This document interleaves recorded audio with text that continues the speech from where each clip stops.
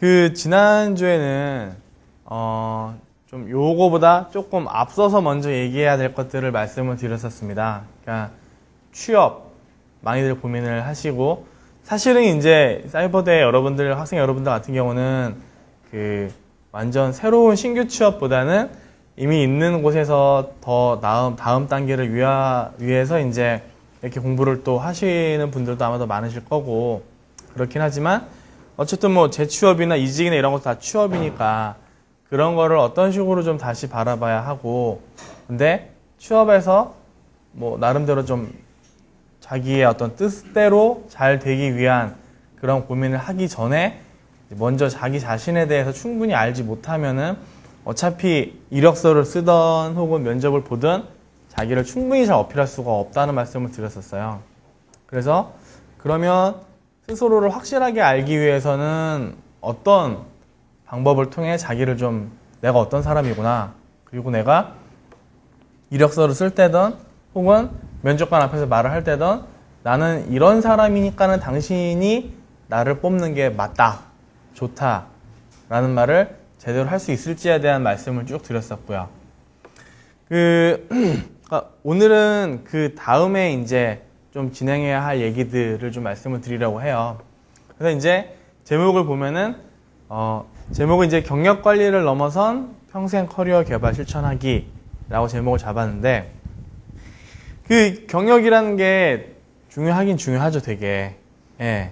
내 경력을 어떻게 관리할 것인가가 이거는 뭐 대부분 모든 직장인의 화두일 거예요. 예. 그리고 그러면서 또 이걸 다른 말로는 이제 커리어라고 하는데 앞에다가 이제 평생이라는 말을 붙여서 평생 동안 내 커리어를 개발하려고 하면은 뭘 어떻게 하면 좋을지에 대한 말씀 좀 같이 해보려고 하고요. 네. 지난번에 이제 뵈신 분도 있고 제가 인사를 또 그때도 드렸지만은 저는 고영혁이고요. 예. 이런 일들을 하고 있습니다. 일단은 커리어 컨설턴트예요. 그러니까 나는 커리어 컨설턴트를 들어본 적이 없다, 뭐 하는지 잘 모르겠다 하시는 분, 한 분, 두 분, 세 분, 네 분. 네. 들어본 적은 있지만 정확하게 뭐 하는지는 모르겠다. 네, 이렇게도 또한 네 분 계시고요. 이제 어떤 거냐면, 그러니까 컨설턴트니까 상담하는 거죠. 상담하는 사람인데요. 그러니까는 컨설턴트도 많잖아요. 비즈니스 컨설턴트니 뭐니 막 양복 딱 입고 열심히 입으로 그냥 멋있는 말 하고 돈 많이 받고 대신에 뭐 일도 굉장히 빡센 것 같고, 그런 컨설턴트랑 조금 다르고요.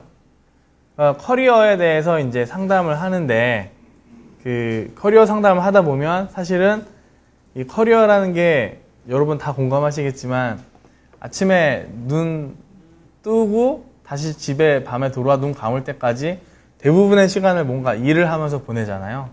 그러니까 자기 삶에 있어서 상당 부분이 일과 연결이 되어 있기 때문에 바꿔 말하면 커리어 상담을 하다 보면 그냥 자기 삶 얘기를 많이 하게 돼요. 그래서 이제 어떤 분들은 이렇게 살면서 힘든 거 말씀하시다가 막 우시는 경우도 있고요. 뭐 이렇게 경력 얘기만 하는 게 아니라 얘기하다 보면은 뭐 직장 내에 어떤 인간관계 힘든 거 얘기도 하게 되고, 그러니까 결국은 이렇게 전체적인 라이프에 대한 컨설팅을 하게 되더라고요. 제가 한 2년 가까이 지금 한 200여 분 정도 만나 뵙고 말씀을 이렇게 쭉 나누다 보니까는 하여튼 이제 그런 일들을 하고 있고, 또 하나는 이제 리크루터, 헤드헌터라고도 하죠. HR 맨파워 그룹에서 헤드헌터 일을 하고 있습니다. 헤드헌터도 아마 모르시는 분들도 계실 텐데, 기업에서 이런 사람 뽑아 주십시오라고 이제 저희 같은 사람들이 소속되어 있는 회사에 연락이 오는 거죠. 그러면은 헤드헌터, 리크루터가 그런 사람들을 찾아내서 이제 기업에다가 소개를 시켜드리고, 기업이 채용을 하면 그거에 대한 이제 수수료를 받는 그런 일을 하는 거고요. 네. 그리고 이제 책을 쓰는 저자이기도 합니다. 제목이 8월에 낸 책이 이제 고민이 없다면 20대가 아니다라는 책을 냈고요. 사실은 제가 지난 시간에는 대충 말씀드렸지만 엄청 어렸을 때라고 말하니까 괜히 지금 되게 나이가 많이 든 것 같긴 한데 그렇게 나이가 많지는 않은데 고민이랑 방황을 되게 좀 많이 했었습니다. 학창 시절부터. 그래서 이제 지난 시간에 제가 말씀드렸던 자기 자신을 제대로 파악하는 좀 여러 가지 다차원적인 방법론 같은 거를 사실은 제가 고민하고 방황하다 보니까 그거에서 좀 벗어나려고 발버둥을 치면서 하나씩 만들어난 방법론이었고, 이제 그거에 대한 얘기라던가 제가 그 커리어 컨설턴트로서 굉장히 많은 분들 만나 뵙고 듣다 보니까는 이제 고민들이 몇 개가 굵직굵직한 패턴들이 있더라고요. 그래서 그런 거를 어떻게 받아들이고 어떻게 접근하면 좋을지에 대한 책을 썼습니다. 8월에 냈고요. 사실 이제 제목은 잘못 지은 것 같은데 이유는 뭐냐면 그 만나 뵙는 분들 중에 뭐 20대 초반도 있고요. 심지어는 50대 뭐 그룹이나 대기업 임원분들도 계시거든요. 상담하는 그 상담 의뢰를 하시는 분들 보면은. 근데 아무래도 30대나 40대 초반 이런 분들이 제일 많으신데 그분들하고 얘기하다 보면 사실은 20대 때 이 책에서 말하는 20대 때 했어야 할 고민들을 계속 하고 계세요. 예. 이때도 했는데 그 고민이 안 풀려서 계속 하시거나 아니면 이때는 이제 고민할 여유가 없었기 때문에 나중에 좀 여유가 생기고 돌아보고 나서 그때 제대로 하시거나 뭐 이러시더라고요. 어쨌든 나중에는 책을 시리즈로 낼 생각입니다. 이왕 이렇게 된 거 뭐가 아니면 30대가 아니다. 뭐가 아니면 40대가 아니다. 뭐 고민이 없다면 CEO가 아니다. 이런 식으로 내려고 하고 있고요. 그리고 이렇게 강사, 연사도 하고 직장인 로망 공작실이라고 뭐 네이버나 이런 포털에서 치시면은 바로 나올 거예요. 예. 그래서 제 블로그를 운영을 하고 있고 블로그 제목에서 나와 있는 것처럼 직장인들이 로망이라는 게 그런 거잖아요. 뭐 이루고 싶고 뭐 꿈꾸는 그런 거. 근데 이제 보면은 좀 스마트하게 직장에서 일해서 뭐 좀 빨리 승진을 하거나 칭찬을 받고 싶다라던가 뭐 재미있는 영화나 또는 뭐 내가 어떤 내 역량을 키우기 위해 공부할 거리가 뭘까라던가 뭐 그런 등등등의 얘기들을 하는 블로그를 운영을 하고 있고요. 네, 뭐 공부하는 거 원래 좋아해서 계속 이것저것 공부하고 연구하고 뭐 그런 일들을 하고 있습니다. 첫 번째 화두로 이 경력 관리와 관련해서 알아둬야 할 세 가지라는 걸 짚어봤어요. 그러니까 우선은 경력 관리를 좀 집중해서 보려고 하는데 그 경력하면은 사람들이 많이 이야기를 하고 고민의 대상이 되는 이 몇 가지가 딱 있습니다. 그래서 그것들에 대한 얘기를 좀 하려고 하고요. 근데 이 경력 관리라는 거에 대해서 한번 좀 이게 정확하게 대체 뭘까 얘기를 한번 짚고 넘어봐야 할 것 같아요. 자, 경력 관리란 뭘까 생각을 좀 해볼게요. 뭐 이런 경력 증명서를 떼주는 서비스들이 몇 군데가 이렇게 있죠. 보면은 예, 내가 어느 회사에 다녔는지를 뭐 일일이 다 회사에 찾아가서 찡을 안 떼도 알아서 이렇게 쭉 통합된 찡을 떼주는 것도 있기는 합니다. 이 경력이라는 거는 어쨌든 간에 내가 언제부터 언제까지 어느 회사에 있었다. 예, 라는 거가 그냥 물리적인 의미의 경력이기는 하죠. 뭐 이력이라고 말하기도 하고요. 그쵸? 그런데 경력이라는 게 방금 말씀드린 것처럼 뭐 어떤 회사를 다녔느냐 그리고 거기에는 뭐 부서 이름 적혀 있을 수도 있죠. 그럼 이제 그거를 조금 자세하게 풀어보면은 그 어떤 분야에서 어떤 인더스트리에서 내가 어떤 일들을 했느냐도 이제 경력이라 말할 수 있을 거예요. 보통 증명서에는 뭐 이런 게 들어있지는 않지만 회사에 이렇게 지원을 하기 위해 내는 지원서의 이력서에는 예, 이런 거를 좀 이렇게 자세하게 항목별로 딱딱딱 쓰죠. 그죠? 또 이런 것도 경력이라고 말할 수 있을 거예요. 내가 언제부터 언제까지는 팀원이었고 언제부터 언제까지는 뭐 파트장, 뭐 팀장 이런 식으로 직책이 어떻게 변해왔다라는 걸 쓰기도 하고 또는 그냥 일반적으로 직급이라고 하죠. 사원, 대리, 과차, 부장 이렇게 해서 내가 뭐 남들보다 한 2년쯤 빠르게 뭐 과장을 달았다라던가 뭐 이런 거를 경력의 흐름이라고 뭐 쓰기도 합니다. 또 하나 중요한 거 하나는 사실은 이제 이런 거 다 이거를 가지고 얘기를 하는 이걸 위해서 이런 것들이 다 이거에 그냥 수렴하는 걸지도 모르겠는데요.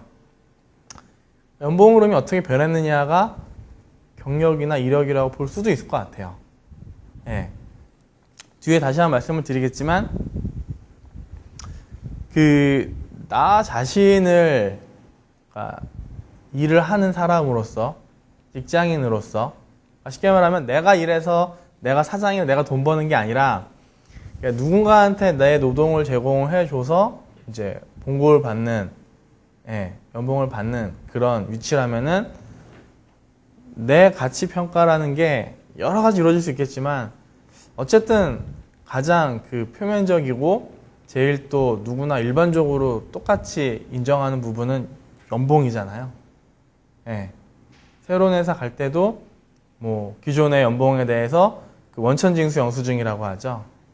그거를 딱 떼서 전에서 이만큼 받았습니다 라고 증명하고 뭐 저는 그거 최소한 그 수준은 받아야 되겠습니다 라고 뭐 말을 하던가, 내지는 뭐 원래 이직할 게 딱히 없는데 이렇게 뭐 스카우트처럼 되는 거이니만큼 그래도 최소한 뭐 25%, 30% 인상은 돼야지 될 것 같습니다. 뭐 이렇게 말하기도 하고요.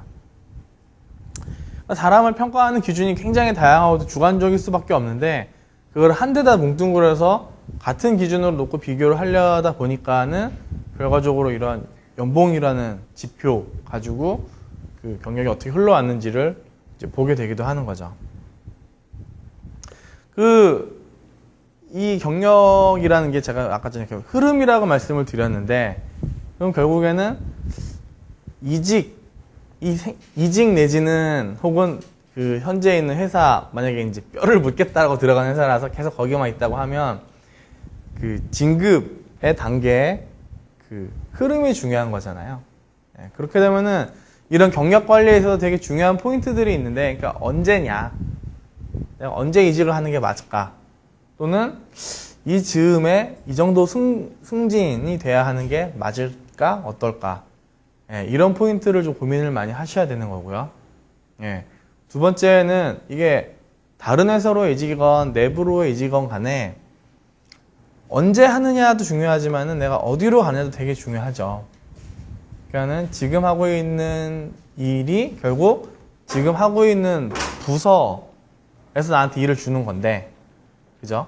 근데 그 부서가 뭐 여러 가지 상황이 좀 애매해서 더 이상 여기서 내가 제대로 일을 하면서 내가 발전할 수 없다 하면은 다른 부서로 가야 될 수도 있는 거고, 그게 이제 더 커지면 다른 회사가 될 수도 있는 거고, 또는 이렇게 내가 속해 있는 곳에서 일을 나한테 주기 때문에 어디라는 관점에서 좀 고민을 해야 될 때도 있지만, 어떤 때는 부서가 문제가 아니라 그 일 자체가 문제일 때도 있어요. 그러면 내가 이 조직 내지는 이 산업군 안에서 무슨 일을 할 수 있는 대로 가는 게 맞느냐에 집중해야 될 때도 있는 거죠, 보면은. 근데 요런 부분에 대해서 사실은 그러니까 되게 언제 이직하는 게 좋지는 고민을 많이 하시고 하는데, 이 부분은 내가 하겠다고 갈 수 있는 게 아니고 뭐 할 수 있는 게 아니기 때문에 사실 좀 쉽지는 않은 부분이고 더 고민하는데 좀 익숙하지 않으신 부분이기도 한 것 같아요. 세 번째는 이제 더더욱 그 난감해 하시는데, 어떻게 옮기지인 거죠. 조직 안에서건 조직 밖에서건 어떻게 해야 나를 좀 잘 어필하면서 소위 말하는 좋은 조건으로 옮길 수 있을까. 그러니까 사실은 이거보다는 이게 제일 본질적인 질문이죠. 그 방법을 알면은 그렇게 좀 하겠는데 대체 어떻게 하느냐. 근데 여기까지 다 좋은데 되게 다 중요한 질문들이잖아요. 자기 이력이나 경력의 흐름을 살펴보고 관리하는 데 있어서. 근데 대부분이 간과하는 것 중에 하나가 이거인 것 같아요. 왜, 언제, 어디로, 어떻게 가야 하는지.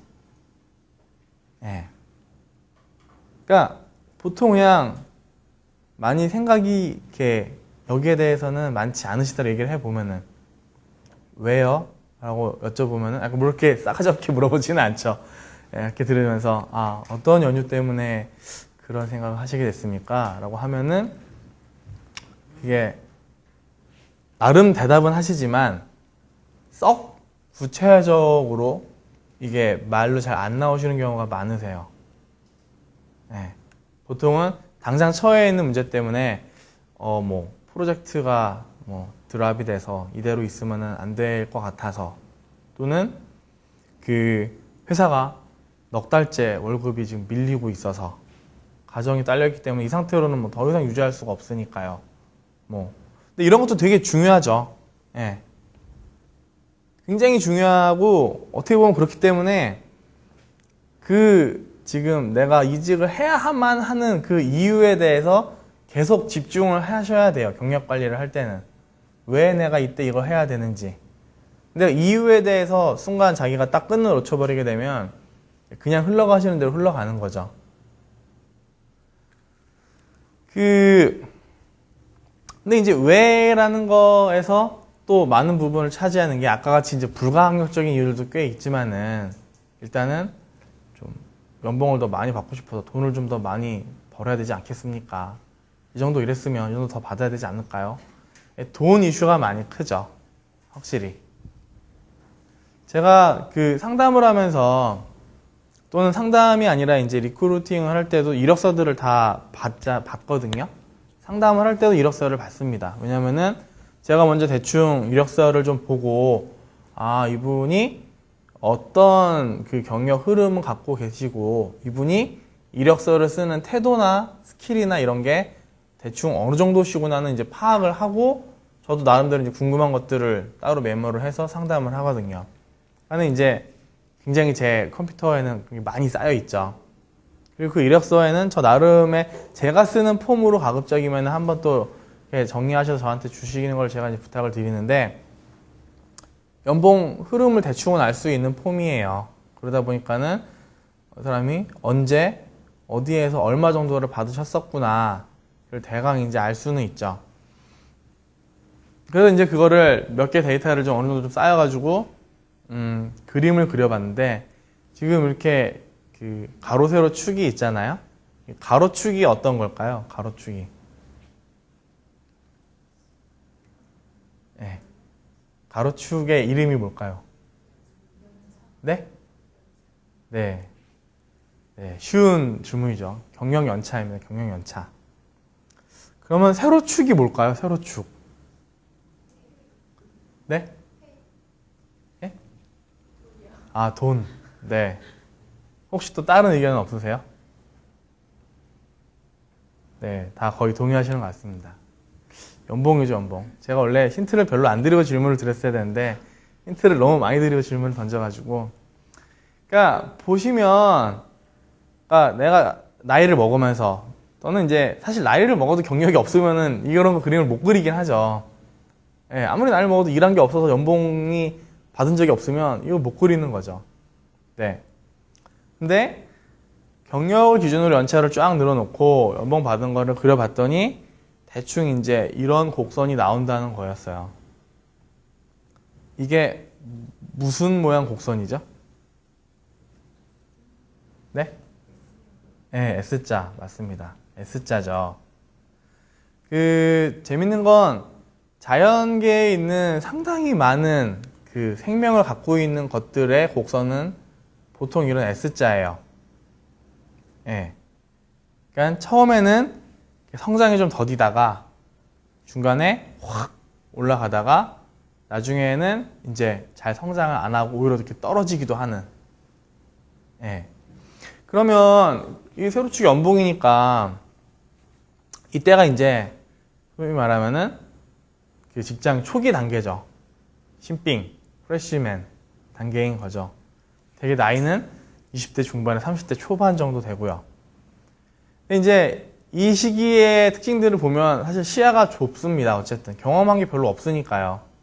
그러니까 시야도 좁고 경험도 많지가 않고 근데 이 포텐셜이라는 건 사실 이때부터 또 키워야 하는 이슈가 있어요. 그러니까 자기 역량, 갖고 있는 역량에 대해서는 이게 사실은 굉장히 중요한데 이게 왜 중요하냐면 요 다음 단계가 이제 요 중기 요 때거든요. 대략 30대 초반에 40대 중반 정도더라고요. 예. 보시면 제일 피크치라서 일 많이 할 때죠. 아무래도. 그러니까 경험의 폭도 넓어지고 어떤 한 일에 대해서 나름 이것저것 많이 해보다 보니까 좀 깊이도 좀 깊어지고 그러면 이제 전반적으로 어떤 스킬이 좋아진다. 솜씨가 좋아지고 이제 주위에서 아 베테랑이다. 전문가다. 소리도 슬슬 이제 차근차근 듣게 되는 시기들인 거죠. 근데 또 그러면서 이직률도 높아요. 이때. 예, 저한테 주로 상담 오시는 분들도 요 나이대 분들이 아무래도 더 많이 오시는데, 이제 그럴 수밖에 없는 게, 뭐, 당연하죠. 나름대로 솜씨 있고 전문가고 하다 보면은 주위에서 딱 일 시키기 좋은 나이잖아요. 그죠? 돈 줘가면서 좀 더 이 사람한테 기업 입장에서는 똑같이 이제 연봉을 주더라도 더 일 잘하는 사람 뽑으려고 하는데, 뭐 경험 없는 그런 초짜 뽑을 수도 없는 거고, 또 너무 몸값이 비싼 사람 뽑을 수도 없는 거고 하다 보니까는 요즘 요 정도가 이제 딱 좋은 거죠. 물론 이제 속으로 아니 30대 초반 30대 중반까지 이해하겠는데 이거는 좀 아닌 것 같다 라고 생각하시는 분도 계실 것 같아요. 사실 또 그렇기도 하고요. 또 이때 특징이 어떤 거냐면은, 예, 이런 게 많이 좀 생깁니다. 일을 이것저것 하다 보니까 매너리즘이 생기는 거예요. 그럼 뭐 맨날 똑같은 거 하는 것 같고 별로 재미없고, 뭐 내가 좀 새로운 걸 하려고 해도 여기저기서 뭐 됐다 내지는 뭐 방해하거나 내지는 그런 거 해서 뭐 하냐 뭐 등등등 이러고, 예, 그러니까 뭔가 좀 새로운 게 없을까. 심지어는 이게 인생에 대한 회의로까지 이어지시기도 하고요. 보면은 이런 특징들이 많이 있습니다. 상담을 해보니까. 그리고 이제 마지막 요때로 가면은 이게 이제 40대 중반 이후로 그냥 퉁 쳤는데 어디서부터 어디까지라고 이렇게 잘 못 잡겠더라고요. 너무 케이스가 달라서 어떤 분들은 거의 막 60 중반, 60 초반까지 되셨는데도 너무 왕성하게 활동하시는 분들도 계시고, 예, 어떤 분들은 그냥 50만 넘어도, 55세, 소위 말하는 정년 그것만 넘어도, 뭐, 이 정도 했으면은 그동안 번 거 가지고 그냥 적당하게 하지. 뭐 이런 분들도 계시고 하다 보니까 퉁쳤는데, 방금 전에 말씀드린 것처럼 기업 입장에서는 같은 돈 주고 더 많이 이렇게 뽑아내기는 아무래도 좀, 예, 몸값이 무겁다 보니까 효율성 관점이 낮죠. 그리고 본인 스스로도 내가 뭔가를 해서 새로운 걸 뭔가 어떻게 해볼까라는 거에 대해서 잘 좀 힘겨워 하세요. 그러니까 이런 부분들이 있고, 이제 뭐 해야 하지? 라는 고민이 되게 태반이시고요. 근데 이 S자 곡선에서 왜 중반이 이렇게 가파르게 올라갈까요? 이게 연봉이라고 말씀드렸잖아요. 근데 왜 이런 S자가 생길까요? 요거에 대해서 한번 의견 있으신 분 없으세요? 네.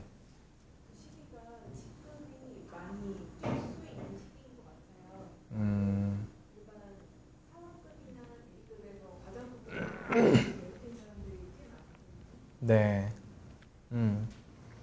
직급이 많이 뛸 수 있는 시기인 것 같다, 요 시기가. 또 다른 의견 있으세요? 또 다른 의견. 일단 조금 아쉬운 답변이었어요. 네, 딱 원하는 답변은 아닌. 가장 왕성하게 이때가 제일 왕성하게 활동할 수 있다. 네. 왜 그러냐면, 이때 있잖아요. 이때는, 아까도 말씀드렸죠. 일단은, 자, 그러니까 내가 받는 연봉이 많이 오르려면, 한 회사에서는 회사에서 승진을 많이 하거나, 그러니까 빨리 해야지 빨리 올라가는 거고, 한 회사가 아니라 그냥 여러 회사를 놓고 생각을 하면은 몇몇 군데를 옮기면서 옮길 때 팍팍 올라야지 오를 수 있는데, 이때는 뭐 사실 별로 이직을 하면서 뭔가 오르는 거 자체가 쉽지가 않은 거죠. 일단 첫 번째로는. 그리고 한 회사 안에서 본다고 하더라도, 그러니까 어린데 인정을 받으려고 하면은 그게 진짜 그만큼 좀 남들이 봤을 때도 와, 얘는 사원인데 막 거의 과장처럼 잘하네, 이렇게 돼야 되는데 그게 쉽지가 않은 거죠, 일반적인 경우에는. 네. 그래서 당연히 이제 이때는 이럴 수밖에 없는데, 요때가 되면 아까 말씀하신 거에서 이제 직급이 많이 오를 수도 있다. 근데 그거랑 또 똑같은 의미의 답변이 어떤 거냐면은 몸값을 많이 점프를 하면서 이직을 할 수 있다 이기도 하죠. 아까 이제 이직이나 이런 제한이 많이 오는 시기라고 말씀드렸으니까 그 두 개가 한 회사 안에서 보던 전체에서 보던 이제 같은 의미의 답변이긴 한데 그거의 이유가 되는 더 본질적인 게 있어요. 보통 이렇게 가파른 성장은 사실은 요때 이 성장의 에너지가 쌓이는 게 아니라 이때 많이 쌓입니다. 대개가. 자연계도 마찬가지고 어떤 현상이든지 간에 갑자기 뭐가 성장을 하잖아요. 그거는 요 시기에 어디서 에너지를 막 끌어오는 게 아니에요. 절대로. 대부분 다 여기서 충분히 쌓아놨다가 그거를 이제 발휘할 기회가 딱 돼서 확 터트리면서 이렇게 되는 거지. 그러니까 만약에 이때 속된 말로 자기가 뭐 충분하게 영양을 쌓지 않고 변변치 못했으면은 절대 이렇게 안 돼요. 예. 여기서도 그냥 비슷하게 이렇게 간단 말이죠, 그냥. 예, 실제 레서들을 보면 그렇습니다. 이직을 한다고 해도 그냥 뭐 전에 봤던 거 정도, 그냥 심지어는 뭐 떨어지기도 하지만 보통 그냥 전에 봤던 거 정도로 그냥 옮기고 하거나 뭐 잘해야 한 10%? 물론 이제 회사에 남아있으면은 연간 연봉 상승률이 10%가 안 되는 경우도 막 동결되기도 많으니까 그거보다 오를 수 있겠지만 절대 이렇게 못 오른다라는 거죠.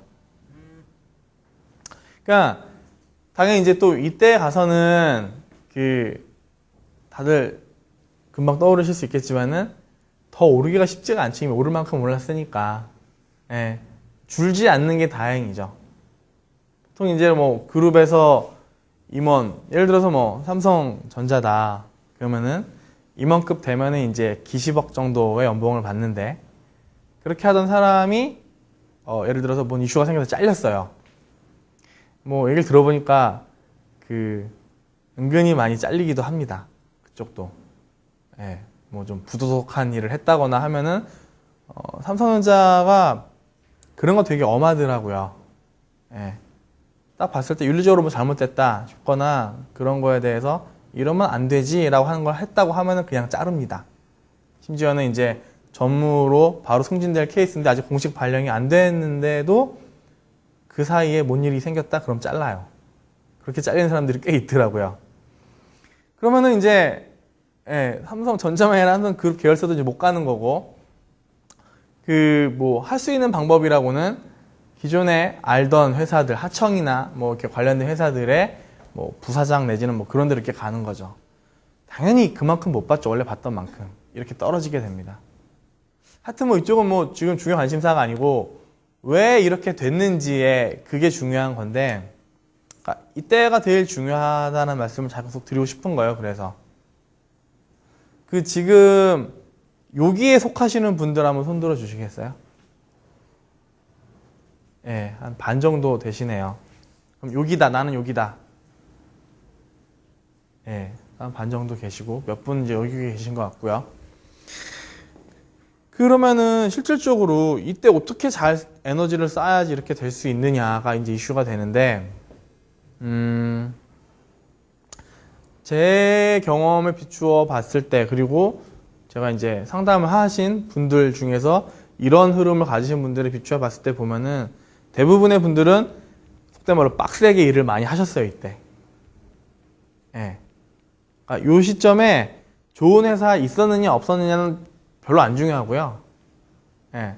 물론 안 중요하다가 아니라 별로 안 중요하고요. 이 시점에서 이 사람이 얼마나 다양한 분야의 일을 경험하고 자기가 이렇게 메이킹을 했느냐가 되게 중요합니다. 예. 그러려면은 사실 일반 그룹이나 대기업에서는 그런 경험을 갖기가 쉽지가 않죠. 왜냐면 워낙 조직이 세분화되어 있고 하다 보니까 딱 주어진 것만 딱 하다 보니까는 자기가 다른 것도 관심 있어서 해보고 싶은데 해보고 싶으면 뭐하나 기회를 안 주는데. 예. 가장 좋은 케이스는 좀 규모도 크고 또 규모 큰 것보다도 제일 중요한 건 기업 조직 문화가 그런 멀티플레이어를 요구하는 기업들이 있어요, 보면은. 예를 들면 저는 예전에 그 대학을 졸업을 하고 첫 회사는 이제 여러분 잘 아시는 네이버나 한게임 서비스는 NHN에 있었고, 다음 NHN에서 팀장까지 하다가 그 다음번 회사는 여러분들 한 번씩은 물건을 사보셨을 이제 지마켓에 있었거든요. 예, 지마켓에서 이제 파트장으로서 새로운 사업들 만드는 일들을 했었는데, 그 첫 회사가 굉장히 운이 좋았죠. 저 같은 경우는 나름 크고 괜찮고 인프라도 있고 그런 회사였는데, 딱 주어진 미션이나 이런 것들, 조직 문화가 멀티플레이어를 이렇게 원하는 상황이었었어요. 그때는 2003년도였었거든요. 근데 지금은 또 안 그래요. 더 조직이 커지면서 멀티플레이어들은 거기 가면 좀 심란해해요. 왜냐면 너무나 딱딱딱 주어진 거 하다 보니까 이제 매너리즘이 쉽게 생기는 거죠. 근데 반면에 2위이긴 하지만 어쨌든 비슷한 포탈 업체인 다음 커뮤니케이션 같은 경우는 또 조직 문화가 굉장히 멀티플레이어를 요구를 하고 굉장히 좀 하드코어 합니다. 일의 강도가. 예. 그냥 던져놓고 막 다 이것저것, 그 사람 자기가 능력이 뛰어나면 이것저것 다 해볼 수 있는 그런 곳이긴 해요. 그렇다고 지금 뭐 두 회사를 단점, 장점만 딱 놓고 봤는데 그 외에도 반대가 되는 장점, 단점도 뭐 다 갖고 있는 회사이긴 한데, 어쨌든 제일 중요한 건 나름 좀 규모도 있고 크고 이것저것 벌릴 수 있는 여지가 많은 데에서 멀티플레이어로서 내가 이것저것 해볼 수 있는 기회를 요 시점에 갖느냐가 이렇게 되기 위한 제일 중요한 전제 조건이었다라는 거죠. 설사 기업의 규모나 이런 게 조금 떨어진다 하더라도 내가 예를 들어서 뭐 이런 게 가능하죠. 포털로 다시 또 얘기를 좀 돌려서 하면은 뭐 한 4위나 5위쯤 하던 곳에서 당연히 규모도 적고 그럴 텐데 나름 내가 사원이지만 딴 데 큰 데 가서 대리나 과장들이 했던 걸 나 혼자 다 했었다. 그래서 실제로 일에 대한 이해도나 이런 거는 확실히 갖고 있다 하면 나중에 아까 말씀드린 1위 회사들에서 그 사람 데려가는 거 되게 좋아합니다. 예. 당연히 그렇게 점프를 하게 되면 많이 올라가는 거죠, 이게. 그래서 이제 여기에 계시는 분들은 최종 목적지가 요 선을 높이고 싶다라는 게 만약에 자기의 그 커리어에서 돈에 대한 목표라면 요때 관리 잘 하시는 게 되게 중요해요. 물론 이때도 중요하지만 이때 잘 쌓아놔야지 이 기울기가 결정이 되거든요. 이렇게 치솟을지 아니면 그냥 이렇게 갈지가. 예. 이미 기울기가 이렇게 결정이 돼버리면 이렇게 하고 싶어도 잘 안 돼요. 이 부분을 제가 이제 강조를 드리는 거고요. 일단 경력에 대해서 경력 관리 얘기를 하면서 기본적으로 경력 자체에 대해서 한번 좀 생각을 해봤는데, 이제 지금까지 이제 연봉에 대한 얘기를 좀 했잖아요. 근데 약간 좀 원론적인 얘기였었고, 실제로 연봉 협상이라는 거에 대해서 좀 많이 고민을 하실 것 같아요. 네. 물론 우리나라 같은 경우는 많은 곳에서 연봉 협상보다 연봉 통보가 많은 게 사실이긴 합니다. 네. 나는 회사에서 연봉 협상이라는 걸 해본 적이 있다 하시면 손 들어 보시겠어요? 네, 한 5, 6분 정도? 나는 지금까지는 항상 연봉 통보였다 하시는 분. 네. 손 안 드신 분은 회사 안 다니시나요, 지금? 네. 사실은 통보가 많기는 많아요. 실은 말고 뭐 이런 식인 거죠, 회사 입장에서. 근데 그렇다 하더라도 좀 고려할 부분이 있고, 통보라고 하더라도 내가 얘한테 이런 식으로 통보해버리면 좀 큰일 나겠구나 라는 생각을 주게 하는 전략은 필요한 것 같아요. 그래서 좀 이제 생각을 해봐야 되는데, 자, 기본적으로 직장인들이 이제 어떻게든 연봉 올리는 게 기본 목표이고, 아까 잠깐 말씀드렸지만 몸값이죠, 일단 자기. 그리고 자기가 커리어 위치의 간접적인 지표이기도 합니다. 야, 너무 어떻게 그 사람의 가치를 돈으로 환산하냐? 좀 씁쓸하긴 한데, 근데 그 어떤 비교의 척도를 둬야 하는데, 사실 이거 말고는 딱히 비교의 척도를 두기가 이제 쉽지 않은 거죠. 어쩔 수 없이 만들어낸 지표인 거고, 그리고 이 지표는 어느 한 놈이 딱 얘는 연봉 얼마 정하는 게 아니라 계속 이렇게 여러 사람들이 다면적인 평가를 통해 연봉이 결정되는 거니까 그나마 믿을 수 있는 지표라고 할 수도 있어요. 예. 사기칠 수 있는 지표도 아니고. 그 협상이라는 거에 대해서 는 생각을 좀 해봐야 될 것 같은데 앞에서는 웃으면서 악수하고 뒤에서는 이제 나중에 두고 보자 하고서는 딱 이렇게 몽댕이 들고 있는 이런 게 이제 협상이라고 생각하기도 쉽죠. 이 중에서 혹시 그 세일즈 관련된 직군에 계신 분 있으신가요? 세일즈, 영업. 네, 한 분, 두 분, 세 분. 그러면은 조금 이제 표현을 바꿔서 제휴 마케팅 쪽이다. 내지는 뭐 제휴에 관련된 거다. 네, 한 분 계시고요.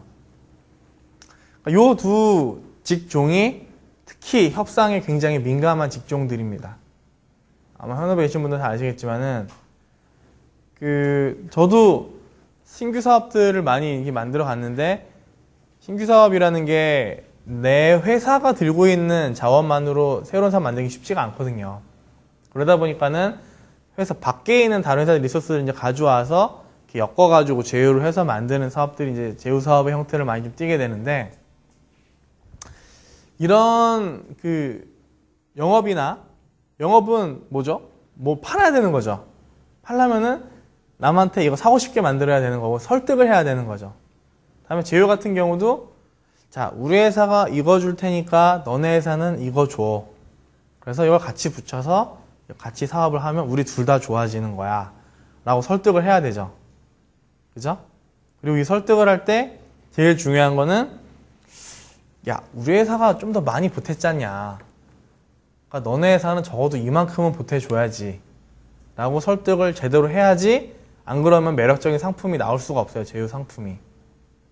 그러니까 철저하게 협상이 이슈가 되는데 이런 협상을 가지고 좀 생각을 해보면 당연히 밀고 땡기는 거죠. 계속 딜을 해야 되는 상대방한테.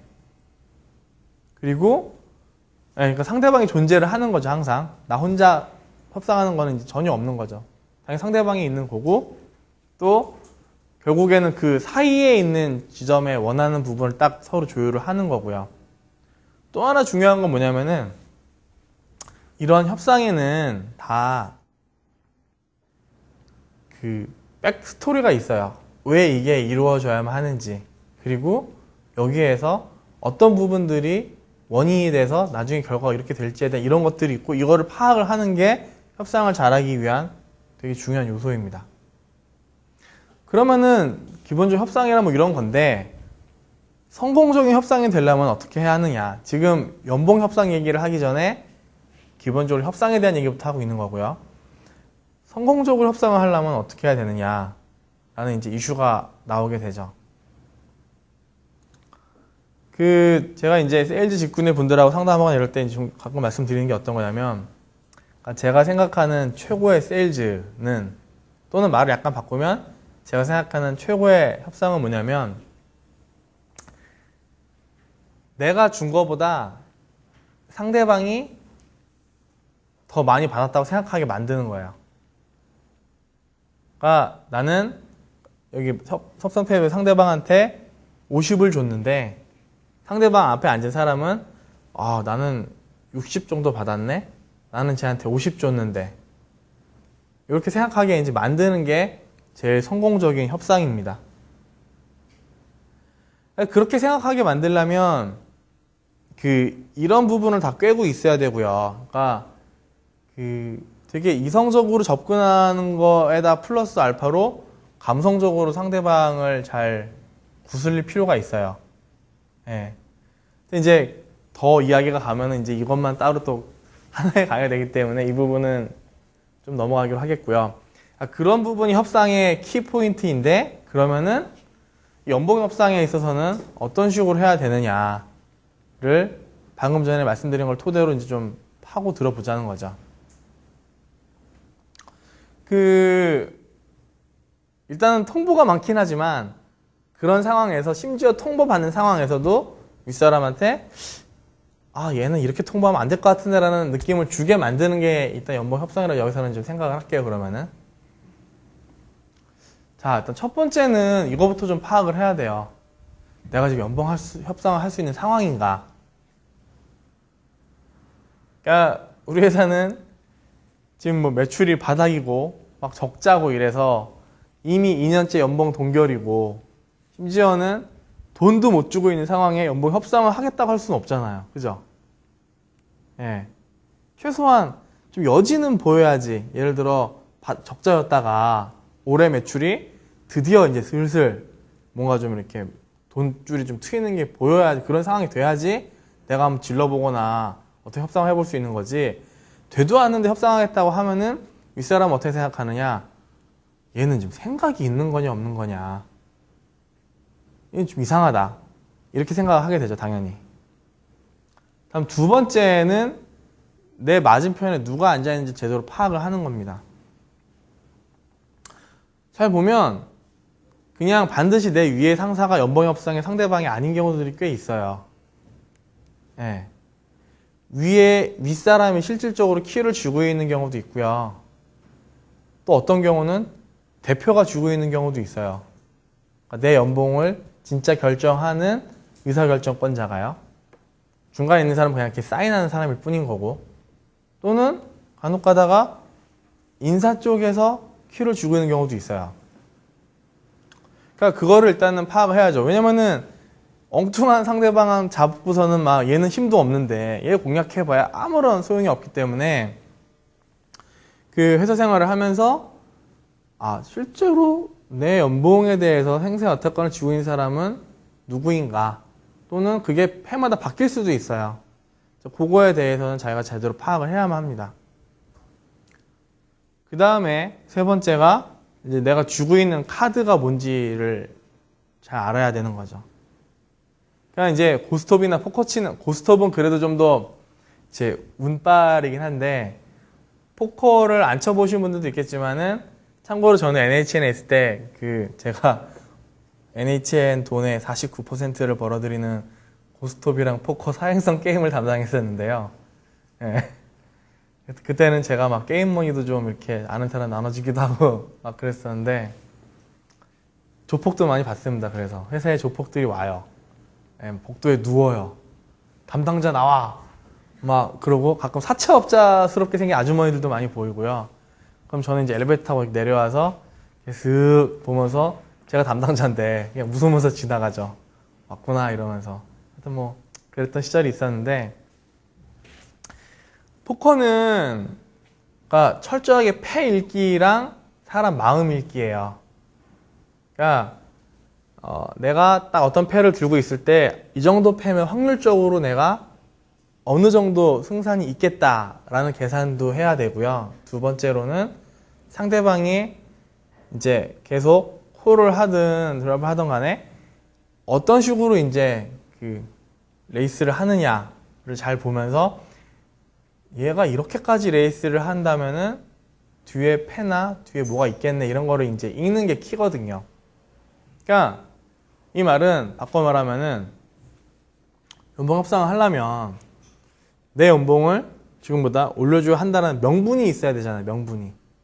그래서 제가 아까 협상할 때 중요한 게 인과관계랑 스토리라고 했는데, 백그라운드 스토리라고 했는데, 그런 정보들을 만약에 잘 모르면 말해봐야 소용이 없는 거예요. 근데 그런 관련된 정보들을 알고 있다. 예를 들어서 내가 만들어낸, 그러니까 내가 업무로 받아가지고 이것저것 만들어낸 결과물 중에 뭐 하나가 됐는데, 그게 알고 봤더니 그게 제대로 평가를 받아서 돈을 벌어 들였다 라던가, 이제 그런 것들은 관계사랑 뭐 이렇게 미팅 같은 거 하는데 관계사 사람들 이렇게 잘 보거나 등등등 어떻게 알 수 있는 방법들이 있죠. 또는 지금 하고 있는 일 중에서 내가 빠지면 완전 사단이 일어날 수 있겠다라거나, 뭐 그런 것들 있잖아요. 일이 시작 진행되고 있는데 내가 맡고 있는 일 빠지면은 다 우르르 무너지는 것들을 자기가 전체 프로세스를 딱 볼 줄 알면은 이제 그게 보이는 거죠.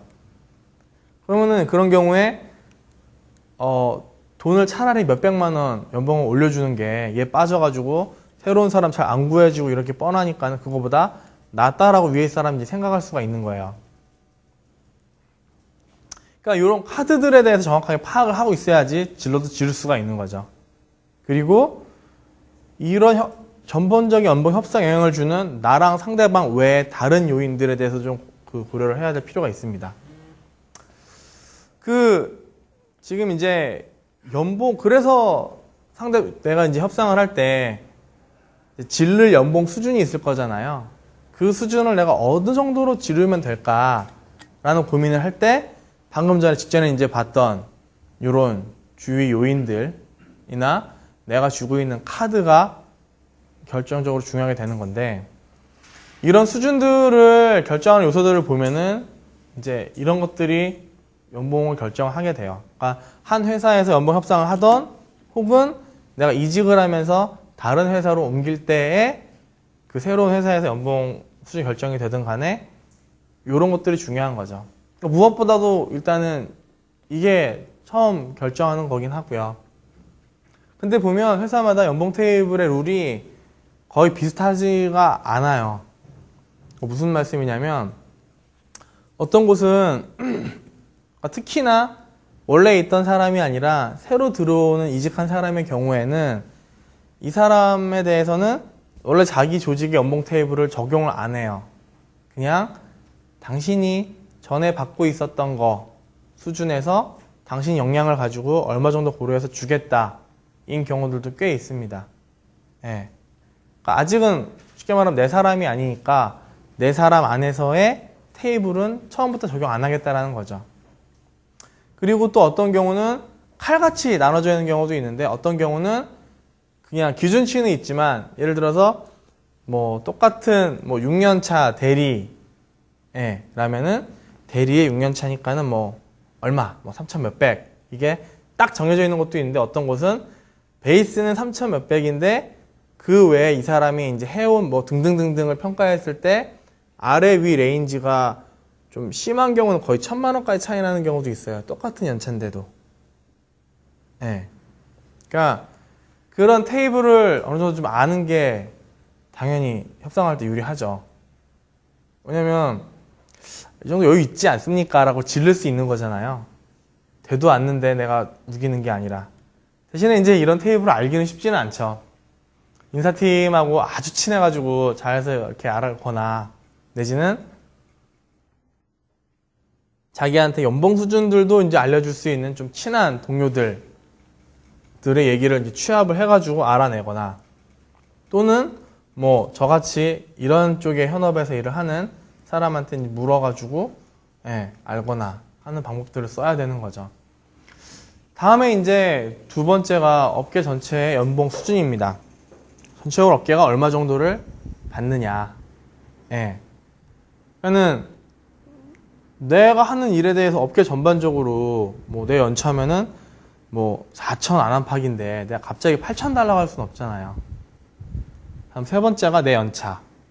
그리고 남은 두 개가 되게 중요한데, 이거는 나 없으면 안 된다라는 게 사실 많지는 않은데, 그런 게 특히나 이 회사 같은 경우에 당신 회사 지금 이게 되게 필요한데, 또는 지금 현재 내가 몸담고 있는 회사가 이게 되게 필요한데 내가 빠지게 되면은 답 안 나오지 않느냐가 제일 강한 카드가 돼요. 왜냐면 새로 사람 뽑아가지고 교육시켜서 하기가 쉽지가 않은 경우들이 있거든요. 다음에 또 하나 중요한 건, 요거는 이제 그 몸담고 있는 회사 안에서 협상하는 것보단 이직을 했을 때 협상할 때 되게 많이 중요한 건데, 그러니까 아까 이제 곡선이 있었잖아요. 그래서 전체적으로 내가 어떤 흐름으로 내가 온 사람이다 라는 거를 제대로 말을 하는 게 또 되게 중요합니다. 다음에 이직의 타이밍에 대해서도 이제 많이들 고민을 하시게 되는데요. 결국에는 나랑 조직 사이의 이슈인 거죠. 이게 뭔 말이냐? 그러니까 회사를 떠야 할 때를 이제 제대로 알아야 되는 건데, 이게 뭐 이런 조직은 아니고요.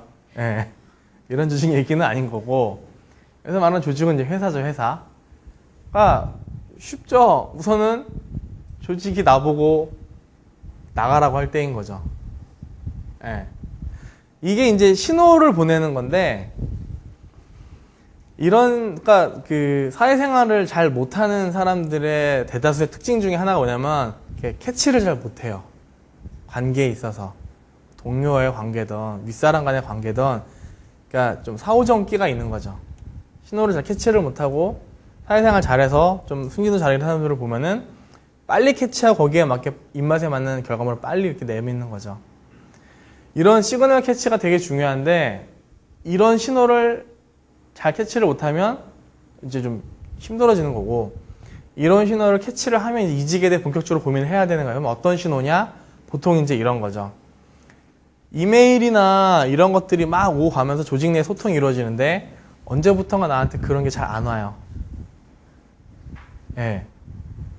하루에도 요 부서 사람들하고 이메일이 왔다 갔다 했는데, 그리고 꼭 누가 우리 팀장이나 누가 나한테 포워드 토스를 해줬는데 언제부턴가 안 와요. 뜸해요. 그러면 이제 슬슬 문제가 보이는 겁니다.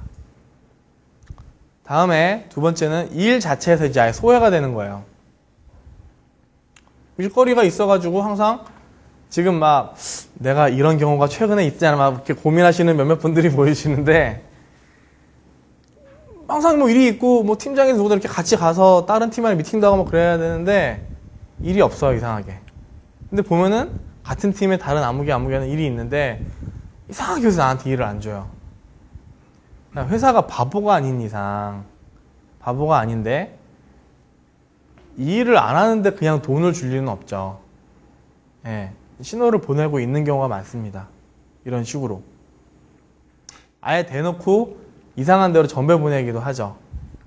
큰 조직이면 지방에 보내거나 아니면 뭐 서울에만 뭐 회사가 있다 한다면 그런 데에서는 뭔가 이름도 뭔가 애매한 TF 뭐 이런 데이고, 대개는 그런 조직들은 보면 위치도 좀 이상한 데 있어요. 무슨 창고 옆이라던가 뭐 그런 데로 발령을 내버려요. 예. 이거를 못 알아차리는 경우는 사실 별로 없죠. 그러니까 이렇게 조직이 나를 원하지 않을 때도 이직을 고민해야 될 때고, 내가 조직을 원하지 않을 때도 이제 이직을 고민해야 되는 거죠, 본격적으로. 근데 보통 이런 데는 이런 아쉬움들, 회사다 또는 일이다, 사람에 대해 아쉬울 때도 있고 또 자기 자신에 대해 아쉬움. 이건 어떤 거겠어요? 나는 좀 이렇게 더 개발하고 싶고 막 이런데 지금 왠지 난 매너리즘에 빠진 것 같고 답답하고 그냥 정체된 것 같고 왜 사는지 모르겠고 이런 것들인 거죠. 예. 이럴 때에 이직을 보통 제대로 고민을 하셔야 돼요. 그러면 이제 뭐 얻을 수 있는 거는, 그러니까 얻는 것이 아니라 얻을 수 있는 거죠. 철저하게. 이런 거 다 얻는다고 절대로 말 못하죠. 그러니까 이런 가능성들이 있습니다. 회사를 또 옮기면서 또 새로운 인맥들을 만나는 것도 되게 중요하고요. 근데 반면에 이렇게 이제 이룰 수 있는 것도 있는 거죠. 한 1년만 더 참았으면 진급하는데 내가 기대할 수 있는 기대 가치죠. 그런 거를 일단 버려야 할 때도 있는 거죠. 또 이게 이제 이직을 해도 옛날 사람들이랑 다 친하게 지낼 수는 있는데, 문제는 뭐냐면 사람이라는 게 자꾸 봐야지, 자꾸 봐야 정도 들고 더 원활하게 하는 건데, 일단은 시야에서 멀어지면은 아무래도 예전만큼 친하게 어울리기는 쉽지가 않아요. 예. 현재 같이 어울리는 사람들하고 더 관계를 챙기고 이래야 되지. 그러니까 뭐 기존 인간관계보다 아무래도 약해지게 되는 거고, 만약에 이제 이직을 할 때 뭔가 문제가 좀 껄끄럽거나 등등 하면 이게 되게 안 좋아지는 경우도 있습니다. 평판이. 이게 이제 한 번 안 좋아지는 건 뭐 지금 내가 눈앞에 있는 이직 건수에 큰 영향을 미치지 않는데, 이게 이직이 만약에 되풀이된다고 했을 때는 이걸 이직할 때마다 만약에 잃어가면은 나중에는 이게 돌이킬 수가 없어요. 왜냐면은 레퍼런스라고 하는데 체크를 하거든요. 예. 특히나 이제 조금 규모가 있는 회사들일수록 평판 체크를 합니다. 심지어는 돈을 제가 소속한 그런 류의 회사들의 기업들이 돈을 내면서까지 체크를 해요. 이 사람 진짜 괜찮냐? 이력서나 자소서에 있는 걸 믿을 수 있느냐? 이런 식으로요. 자기랑 같이 일 안 해봤으면 사실 뭐 마음대로 멋들어지게 쓸 수 있으니까. 또는 인터뷰도 되게 이제 인터뷰 스킬이 좋은 사람들도 있어요. 인터뷰에서는 열심히 멋지게 썰을 풀었는데 정작은 이제 막 이렇게 완전 황인, 쑥정이 같은 사람들도 있거든요. 제일 좋은 건 같이 일했던 사람이 이제 뭐라고 하느냐인 건데, 물론 같이 일했던 사람 중에 나는 사실은 뭐 문제가 없었는데 나랑 앙숙이었던 아무개한테만 물어봐서 완전 평가가 엉망으로 나오는 경우들도 있죠. 네, 그런 경우들도 있습니다. 그래서 가급적이면 어쨌든 회사에서는 최소한 등에 칼꽂을 적은 만들지 말라는 게 진짜 필요하고요. 이런 것들 때문에라도. 그래서 이제 이런 타이밍 얘기들을 했는데, 그 중요한 게 이직을 통해서 이런 거 얻을 이럴 수 있는 거를 또 감안을 하고, 또 이런 시그널 하에서 이직을 이제 고민한다. 중요하긴 한데, 특히나 이런 것들을 고려해서 이제 좀 신경을 써야 하는 게, 첫 번째로는 내가 나갔을 때 회사에 갈 수 있는 피해는 가급적이면 좀 줄여주는 게 좋아요. 장기적인 관계를 위해서. 예. 그러니까 예를 들면은, 뭐, 내가 일했던 거에 대해서, 그냥 인수인계, 그냥 뭐, 제가 이제 많이 겪는데, 어떤 경우는 인수인계를 뭐 안 하는 경우도 있고요. 어떤 경우는 뭐 하루 정도 이렇게 앞에 앉히려고 하는 경우도 있고 그런데, 이왕 할 거면 제대로 해주는 게 되게 좋습니다. 예를 들어, 내가 했던 것들을 제대로 업무 매뉴얼화 해가지고, 누가 잘 모르는 사람이 와도 그 매뉴얼만 보고 이렇게 보면은 제대로 할 수 있게 딱 해놓으면 나중에 평판에 엄청나게 도움이 돼요. 예, 예를 들어 저 같은 경우는 이직을 할 때 그런 부분을 좀 많이 신경을 썼었는데, 그러니까 이 문서를 만든 사람이 대체 누구냐라는 얘기들을 이제 제가 퇴직한 후에도 되게 많이 들었어요. 그러면서 처음 뵙지만은 일단 매뉴얼만 봐도 예, 어떤 사람인지 알겠다. 뭐 이런 식으로. 그러니까 사람은 안 남아도 내가 만든 문서나 다큐멘트 이런 건 남거든요. 그러니까 그런 식으로 이런 완충제를 만들어주는 게 좋고요.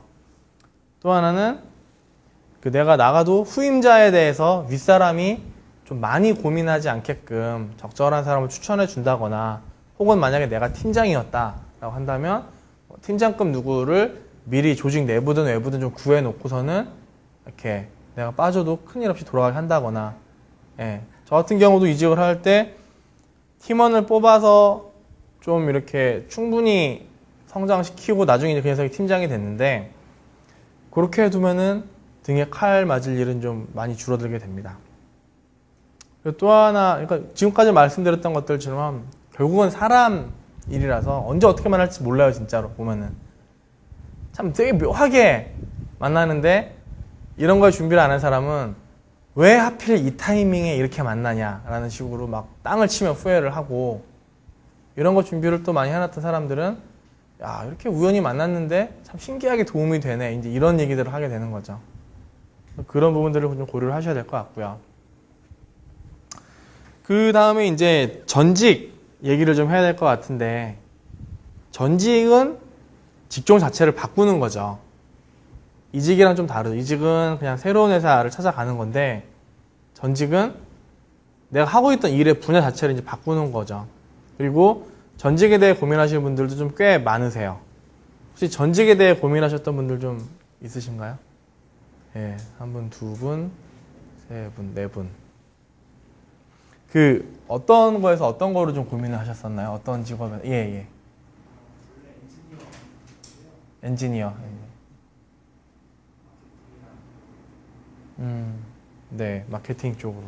근데 그런 분들이 되게 많으세요.